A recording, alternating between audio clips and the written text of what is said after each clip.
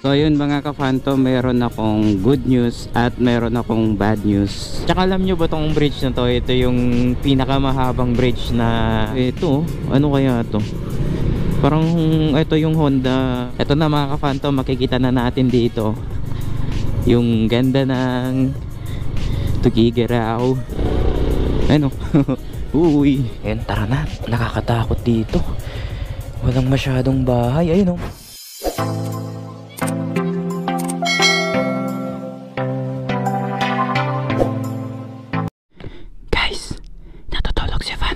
So ayun mga ka-Phantom, meron akong good news at meron akong bad news. So ang good news natin mga ka-Phantom, nakapagpalit na tayo ng throttle cable nitong ating sniper at air filter. Sa pagpapalit natin ng air filter tsaka throttle cable, mas naging maganda yung kanyang performance. Kasi nung hindi pa tayo nagpapalit, nararamdaman ko talaga yung parang pigil yung takbo nito kapag nasa 5th gear o kaya 6th gear yung ating sniper.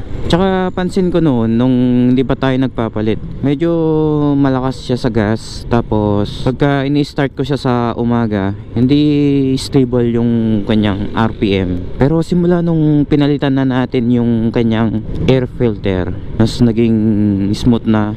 So yung nilagay nating throttle cable dito sa ating sniper is yung pang sniper 150. Medyo mahaba lang siya ng konti compare sa stock na pang sniper 155, pero all goods naman. Wala tayong ginawang modification para lang ma-fit yung throttle cable. Saka kapag ka nagpalit kayo ng air filter, pwede rin kayong gumamit ng pang sniper 150 kasi same lang dun sa V1 tsaka V3, pares lang sila ng air filter. Yung kulay lang yung pinagkaibahan nila, pero hindi naman problema yung kulay kasi kahit anong kulay yung ilagay nyo, basta fit siya sa airbox nyo. So pupunta ako ngayon ng Solana Wood at pupunta ako mag picture doon sa taas. So kung taga Tugigaraw ka, alam mo yung papunta doon. Kasi ngayong umaga maganda sana mag-jogging doon, kaso na-late ako ng gising. Pero ngayon kasi medyo na, palabas na yung araw. Pero parehas pa rin mga ka-Phantom na malamig pa rin yung dito, yung klima dito sa Tugigaraw.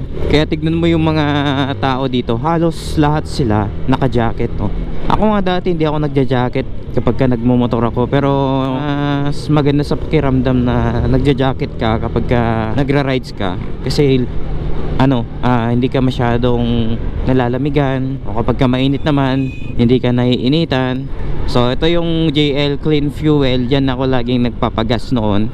Mura yung gasolina nila dyan, pero medyo malayo kasi sa amin kaya hindi na ako ganong nakakapunta dyan.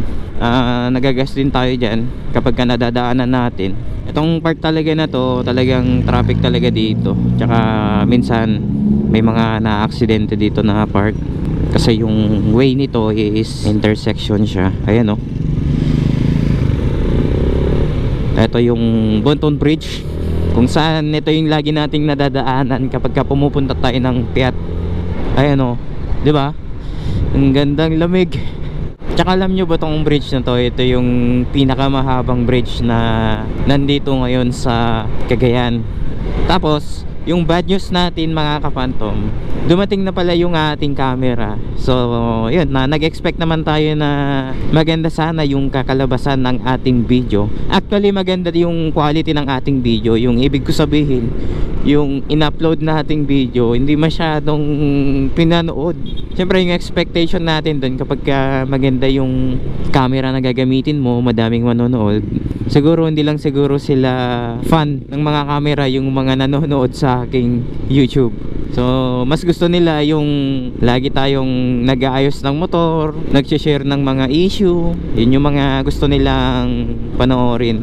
Pero ngayon syempre magra-ride naman tayo, hindi naman laging issue o kaya pag-aayos yung ginagawa natin. Kasi syempre may darating kasi yung time na magsasawa din kasi yung mga manonood. Kaya ito, para medyo ma-relax ko din kayo, pupunta tayo dito sa taas ng Solana para may pakita sa inyo yung buong Tugigaraw. Kasi kapag nandyan ka sa taas, makikita mo kasi lahat yung buong Tugigaraw. At yung simoy talaga ng hangin pagka umaga, mare-refresh ka. Ito, ano kaya to? Parang ito yung Honda 150 na pang touring. So same yata sila ng engine ng CBR. So bawal na palang ano dun mag U-turn. So dun na pala sila umiikot.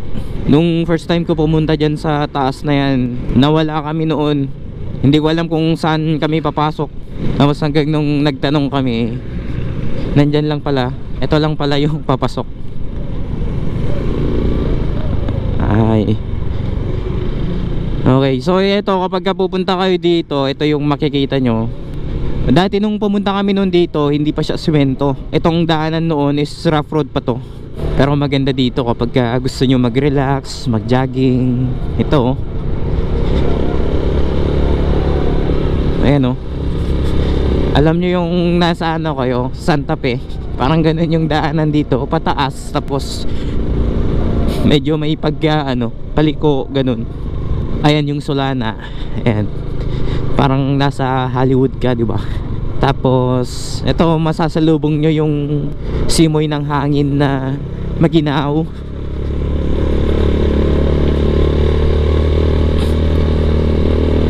Ito, kahit nakatersera ako, kayang-kaya niyang umakyat. Pero syempre, talagang malakas talaga si Sniper. Ito na mga ka-Phantom, makikita na natin dito yung ganda ng Tuguegarao. Ayan. Pero dito tayo na part sa medyo maganda yung view dito. Ayan o. Diba? Yun o, kitang kita. And makikita nyo dito yung Buntun Bridge. Pero hindi ganun siya ka-visible kasi ano siya, medyo mahamog. Tsaka mas maganda kapag pupunta tayo dito tanghali, ganun, para clear talaga. Ayan, pero hindi masyadong okay. Tapos ayan yung aking motor ngayon. Ayun o, yun o. Pero dito madaming talagang nagtatambay dito kapag gabi. Ayan, may mga basura. So hindi naman natin talaga maiiwasan, lalong lalo na kapag may mga nagiinuman.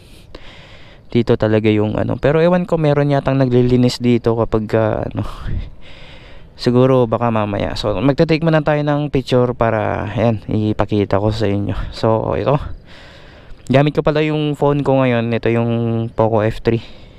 So naka Gcam tayo. So tignan natin kung makakakuha tayo ng magandang view. Kapag nandito kayo, ayan o, nakikita nyo yung view. Yan yung papuntang Enrile, papuntang Isabela. Pero medyo mahamog kasi kaya hindi natin siya makita. Ayan o.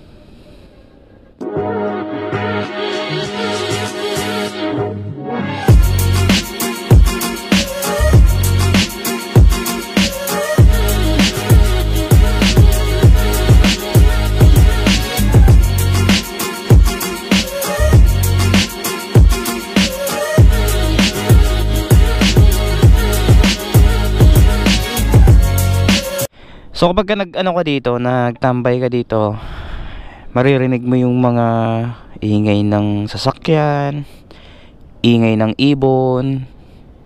Talagang maganda dito kapag pupunta ka pagka umaga. May daanan dito, ayan o, may pababa dyan na daanan. Kaso ayun, papunta dun sa bahay na yun o. Ayun o, pero masyadong matarik, nakakatakot. Tapos yung suot natin, ayun, nakasapatos tayo, nakapantalan tayo kasi minsan kasi dyan sa baba na yan may mga checkpoint. So hindi naman natin may iwasan yan. Kaya syempre siguradong na lang, mas siguradong ganito yung suot natin para at least wala tayong maging problema. Ito, kapag gusto nyong mamasyal dito, punta kayo ng mga alas 2, ganun, alas 2 or kaya gabi para makita nyo yung night view. Or kung gusto nyo naman, pwede rin kayong mag camping dito, pwede kayong mag shot, ganun. Pero ito kasi madami kasing tao dito kapag bandang alas 8, alas 9, ganun. Maganda sana dito kapag medyo okay yung ulap, hindi kasi masyadong makukuhanan yung ano, yung bundok. Ayan, sobrang taas ng bundok kapag nandito ka. I-try nating magpagulong doon sa part na yun, tapos dire-diretso dyan sa baba hanggang doon.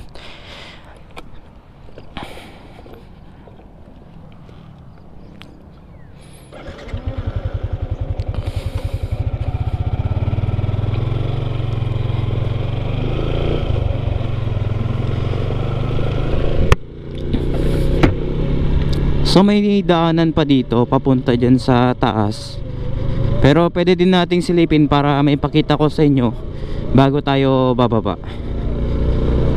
Kasi ito talaga first time kong umakyat dito. So ngayon, since nandito naman na tayo, ipapakita ko sa inyo kung ano ba yung meron dito. Dito sila dumadaan kapag pumupunta sila doon. Ayun, sobrang taas pala nito. Tara, since nandito na tayo, punta na natin yung pinakadulo para makita rin natin.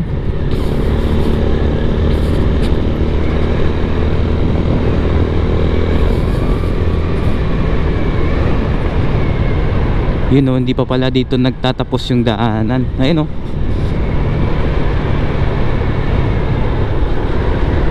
ay may mga kabayo rin pala dito.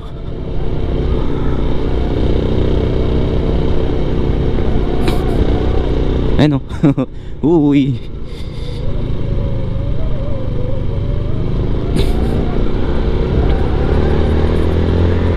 First time ko pumunta dito. Ang ganda pala. Hanggang saan ba tong daanan na to?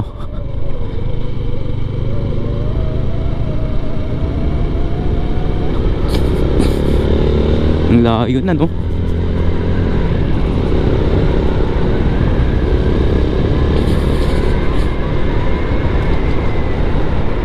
Ito, may nakasulat dito, no trespassing. Ayan, ang ganda dito. Ang ganda pala dito sa loob niya. Kung nakita nyo kanina yung ganda dun, mas maganda pala dito. Kasi yan, hindi ko alam kung hanggang saan yung daanan na to. May mga bahay-bahay pa pala dito. Ayun, doon na yung dead end. Tara, puntahan natin dun. Puntahan natin dito. Madaming tae ng kabayo. Ito, mga tae ng hayop.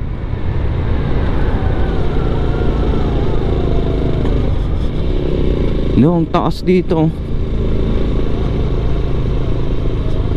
Dito na yung dead end nito, mga ka-phantom. Ayan, makikita nyo. From point to point tayo, Ayan. Tapos ito, hindi pa natatapos yan, So magpapataas pa yan. Ewan ko kung sang daan na yan pupunta. Tapos picture tayo dito. Picture tayo.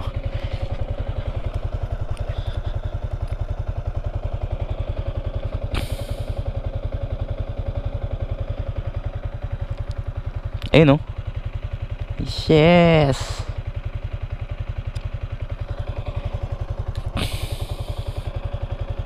Pero sa totoo lang, mga ka-phantom, medyo kinakabahan ako kasi syempre malayo na sa to.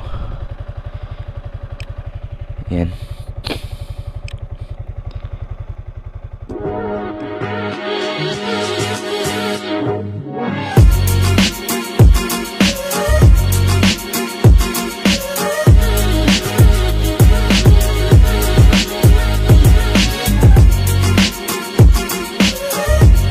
Ito yung pinaka dead end ng daanan. Pagka papasok kayo dun sa mismong highway, ito na yung pinakalas. Ayan. Kapag siguro uulitin kong pupunta dito kapag may time ulit tayo. Ayan, tara na. Nakakatakot dito. Walang masyadong bahay. Ayun, may bahay dun, pero alam mo yung parang lang, bahay, yung parang rest house. Ayun, nandun siya, Tapos ayan, ang sarap sa feeling ng bababa ka, Shit. Yung ating camera okay pa naman. Sarap sa feeling na kapag kabababa ka dito, yun mafe-feel mo talaga yung taas na, ang taas boom. Yan, parang nag-endurance lang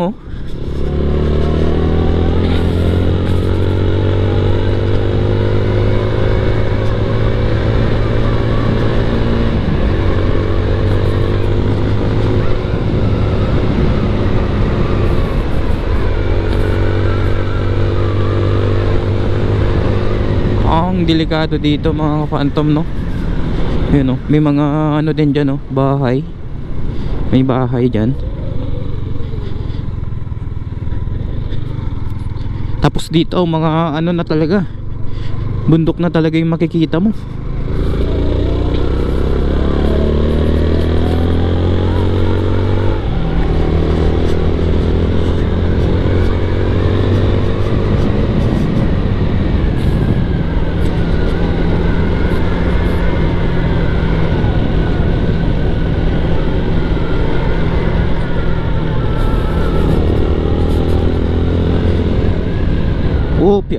Ang taas nun nalula ako dun ito, taas na naman to, ayun oops, ang taas. May kabayo, may mga alaga silang kabayo dito. Tapos eto, may bahay kubo dito. Ayun parang may mga ano yata dyan parang resort, parang mga cottage.